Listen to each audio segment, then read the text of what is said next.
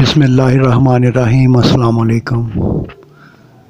آج ہم آپ کے سامنے جو ویڈیو پیش کر رہے ہیں اس کا مقصد پازیٹیو سوچ یعنی مثبت سوچ وہ بہت ضروری ہے، کیونکہ اگر ہم انفرادی طور پر اپنی سوچ کو منفی رکھیں گے تو ہمارے جو کام ہیں وہ نہیں بنیں گے، اور اگر انفرادی طور پر ہم ذہن کو مثبت سوچ رکھیں تو ہر کام اجتماعی طور پر ہمارے سارے کام ٹھیک ہو جائیں گے۔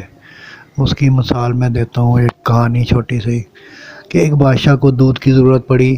اس کے گاؤں میں کافی بھینسیں تھیں، تو اس نے کہا کہ ایک حوض بنا دیتا ہوں، سارے رات کو اس میں ایک ایک بالٹی دودھ ڈال دیں۔ تو جب صبح اٹھ کے دیکھا تو بجائے دودھ کے پانی کا بھرا ہوا حوض تھا۔ بادشاہ بڑا پریشان ہوا۔ بادشاہ نے انکوائری کروائی، بندوں کو بھیجا۔ جب اس نے جا کے سارا انکوائری کی تو پتہ چلا کہ ہر بندہ یعنی انفرادی طور پہ منفی سوچ کا حامل تھا۔ تو وہ یہی کہتا تھا کہ سب نے دودھ ڈالنا ہے، اگر میں ایک بالٹی پانی کی ڈال دوں گا تو کیا فرق پڑے گا۔ اب یہی سب کی سوچ تھی کہ کسی نے دودھ نہیں ڈالا۔